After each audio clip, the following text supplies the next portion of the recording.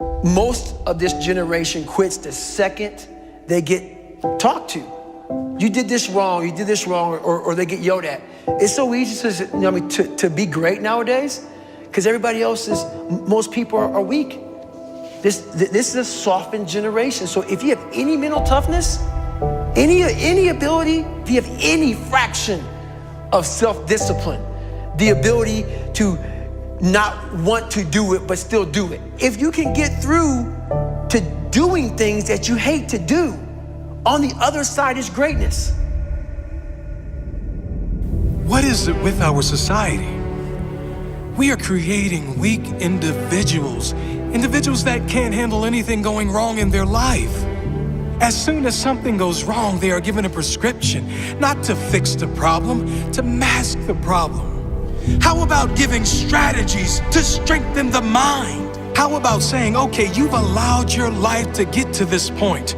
Now take responsibility and dive deep into personal development. Learn why you feel this way, not because of the event.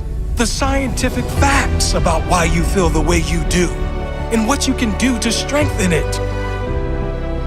The moment they are criticized, rather than take any of it on board, rather than prove any of those people wrong, they give up. They attempt to defend the criticism with useless talk, but never with definitive action.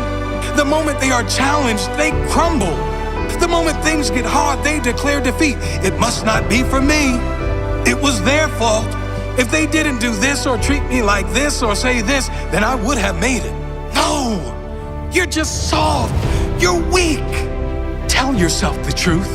Because until you do that, until you look in the mirror and acknowledge that you are the problem, you'll never be able to grow into the person that is capable of achieving all those things you want. You are the problem, the only problem. Your mindset is the problem. Your attitude is the problem. It is no one else's fault, it's yours. If you want the good news, you are also the solution. You and only you. If you have character, that statement will change your life. If you have no character, you'll remain an average complaining hater like most other people. You are your only problem, and you are the only solution. Sure, big things happen, tragic loss, things which no one would deserve. I'm not talking about those things.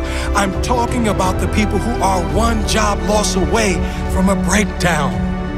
One relationship breakup away from depression. One argument ruins their entire week. Come on, people. This is not how to live. Even with the big stuff, if you have perspective, if you know who you are, if you really appreciate everything you do have and believe everything is as it should be, all of those big things can be handled much better. Knowing your loved one would want you to be happy and move on. Knowing that living in pain and holding on to resentment is letting that person who did you wrong win. But letting go and living your life, loving your life, that is you saying, I won. That is you saying, I will not allow you to own any piece of my mind and spirit. That is true courage and mental strength. And I'm not saying avoid pain. Pain, suffering, failures, they are all part of every single person's life. There's varying levels of pain for sure. Some suffer more than others, but we all suffer at some level. Some choose consciously or unconsciously to live in that pain, and some decide to move on. You deserve to move on.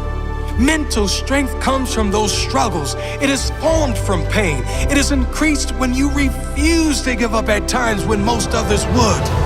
It grows when you keep going, when things seem impossible. It grows when you push one more time past what you thought was your limit.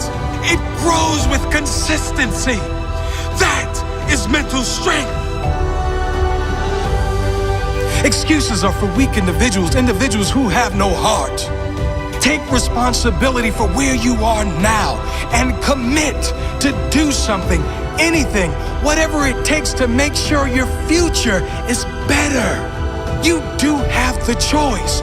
You can make excuses and stay where you are, Or you can take responsibility, take action, and get where you need to go, where you deserve to go.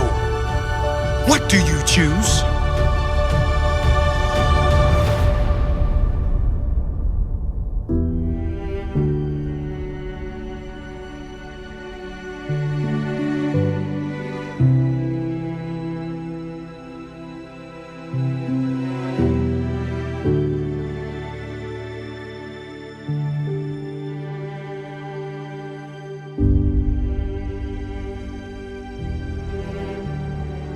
Tap dance around the truth by finding the right words so I don't hurt you because you have thin skin. No, tighten up, people. It's okay. Trust me, it's okay. You might be called nigger one day. It's okay. You might be called some Jewish word or some faggot or gay word. It's okay. Let them call you that. What are you going to do now? They don't own your life. How are you going to control that now? How are you going to flip it upside down and say, Roger that? Now I'm gonna harness this shit. And you'll read about me years from now. How?